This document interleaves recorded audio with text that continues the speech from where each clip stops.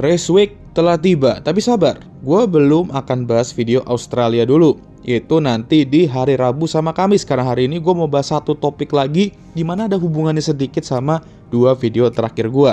Kemarin gue sempat bahas soal CLBK F1, lalu bahas soal pembalap yang loyal, dan sekarang gue mau bahas dua rekan tim terlama dalam sejarah F1. Jadi tanpa basa-basi, langsung aja gue mulai.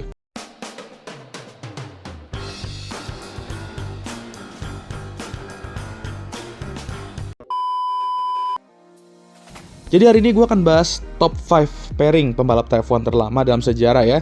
Ya 5 aja, kalau 10 takutnya besok-besok udah Australian Grand Prix. Gue akan mulai dari nomor 5 dulu, dan itu ialah partnership yang mungkin bikin kalian kaget, yaitu partnership Checo Perez dan Max Verstappen di Red Bull.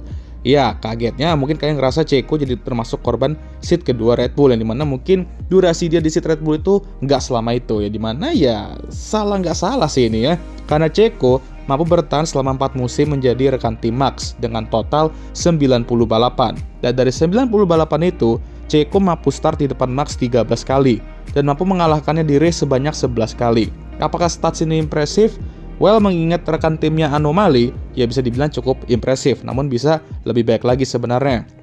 Karena di akhir 2023 dan 2024, performa dia benar-benar drop banget sampai-sampai Red Bull kembali memasuki cycle seat kedua, mereka terkutuk kembali. Checo juga menjadi rekan tim Max paling lama sepanjang karirnya di F1, dan Checo pun mengejutkannya juga memiliki Max sebagai pembalap yang menjadi rekan tim terlamanya di F1. Emang mantap sebenarnya ini pairingnya, dan menjadi pairing Red Bull pertama dan sejauh ini satu-satunya yang mampu finish 1-2 di klasemen pembalap ya. Gila emang Red Bull ini.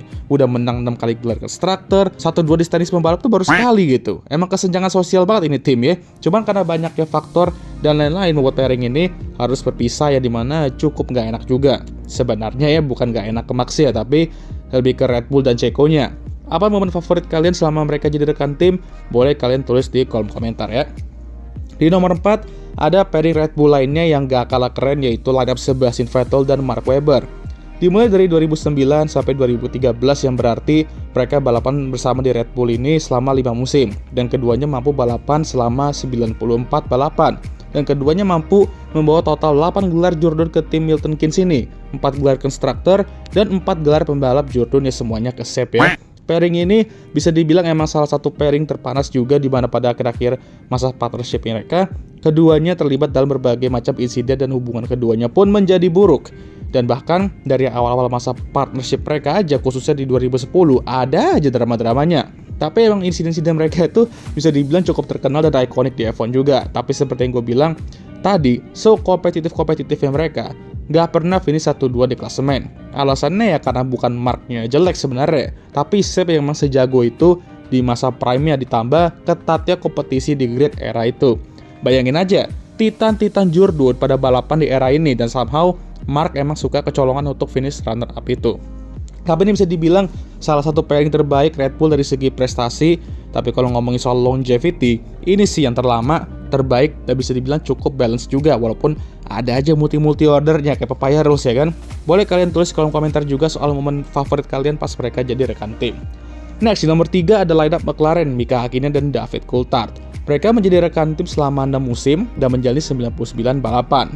Lineup ini bisa dibilang salah satu lineup terbaik dan dapat dikatakan lineup yang cukup adem juga dalam sejarah McLaren. Mengingat mereka memiliki sejarah mengenai rekan tim gak akur ya, tapi Mika dan DC cukup akur. Jaranglah ada momen-momen panas pas mereka berduel on track. Kalau ada insiden pun gak sering-sering kali lah. Dan yang lumayan unik dari pairing ini ialah, dibandingkan pairing yang lainnya di list ini pairing yang lumayan gonta-ganti status nomor satunya. Awal musim pertama mereka di 1996, Mika yang unggul. Di 1997, giliran DC yang unggul. Dan di 1998 sampai 2000, Mika yang kembali unggul, di mana dia juga meraih 2 gelar juara dunianya di 98 dan 99. Sampai akhirnya 2001 DC kembali unggul dan menjadi tahun di mana mereka mengakhiri partnership-nya karena Mika Hakkinen sabbatical dari F1 yang sampai sekarang belum kelar-kelar ya. Jadi lumayan gonta-ganti siapa yang lebih unggul di klasemennya, dan jujur menarik sih, dan gua rasa ini kali ya yang diinginkan Lando Oscar sekarang gitu. Seperti biasa, boleh kalian tulis kolom komentar juga soal momen favorit kalian pas mereka jadi rekan tim. Di nomor 2, kita ada salah satu driver pairing yang lumayan terkenal juga nih, yaitu Lewis Hamilton dan Valtteri Bottas di Mercedes. 6 musim, dan 100 balapan mereka bersama. Dan ini merupakan lineup tersukses dalam sejarah F1 kayaknya karena mereka mampu meraih 5 gelar konstruktor dan 4 gelar juara dunia, yang sayangnya bukan ke Valtteri Bottas 4-4-nya. Lewis emang lebih dikenal di era ini, tapi jangan lupakan jasa Valtteri Bottas yang mampu ikut serta dalam membangun tim dan mobil kencang-kencang pada era mereka menjadi rekan tim. Menurut gua, Valtteri sama kayak Checo pas di Red Bull kemarin. Dia tuh juga mampu membuat Lewis ketar-ketir di beberapa titik, cuman ya sayang aja nggak bisa sekonsisten rekan tim anomalinya. Dan pada akhirnya, kepercayaan diri kena dan underperforming. Cuman mengingat lineup Mercedes sebelum mereka, ya ini lineup yang lebih sehat ya, dan sudah jelas terlihat siapa status nomor 1 dan 2 mereka, yang dimana nggak fair sih, tapi setidaknya jadi sehat lah mereka hubungannya dan nggak banyak kecot on track. Seperti biasa, apa momen favorit kalian soal partnership ini? Silahkan tulis di kolom komentar.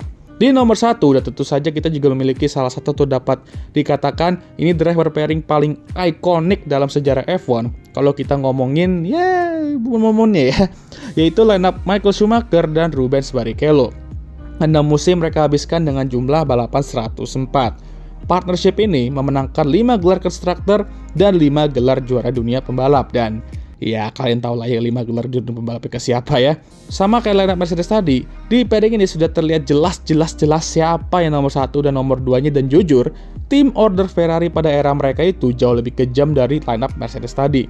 Yang dimana paling kontroversial jelas, Rubens Barrichello diinstruksikan untuk membiarkan Michael lewat di last lap balapan Austrian Grand Prix dan di last finish straight juga, yang benar-benar menjadi salah satu hari tergelap dalam F1 ya. Benar-benar momen kontroversial banget. Gile sih, tapi lineup ini emang sangat ikonik seperti gue bilang tadi, dan sangat successful juga. Cuman lineup ini kayak mengingatkan gue sama sesuatu gitu. Apa tuh bang? Jadi kan Schumi ini Jerman, dan Rubens ini kan Brazil. Dan ketika Jerman ngebantai Brazil, gue jadi keinget sama ini. Nah, boleh juga tulis di kolom komentar momen favorit kalian pas mereka jadi rekan tim. Nah, itulah top 5 pairing rekan tim terlama dalam sejarah F1. Kira-kira di grid sekarang ada nggak sih yang bisa masuk ke list ini, bang?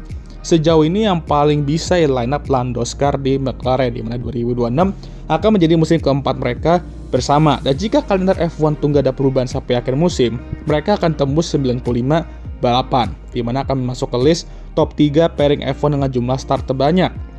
Nah, jika mereka mampu lanjut terus sampai 2028, maka sudah jelas mereka akan di top 1, mau itu di driver pairing terlama ataupun jumlah start terbanyak ya. Gua rasa mereka bisa achieve itu jika mereka bisa stop Papayarus. Sesuai dari kartunya 2020, jiwa kompetitif antara rekan tim adalah hal yang biasa. Namun ada juga rekan tim yang langgeng dan mampu bekerja sama dengan baik dalam waktu cukup lama. Dan 5 pairing tadi adalah contoh-contohnya. Dan Lando Scar mungkin bisa jadi the next one.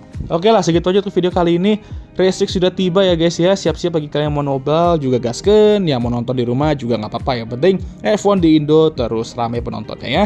Oke, jangan lupa untuk like, subscribe, dan share video ini. Dan jangan lupa juga untuk menyalakan lonceng notifikasi agar kalian semua tahu ketika gue ngupload video baru. Jangan lupa juga untuk follow Instagram gue. Daya, abangnya sudah terlihat sangat capek banget ya di video ini ya. Seperti biasa, video ini akan ditutup oleh I think we can cut the video there.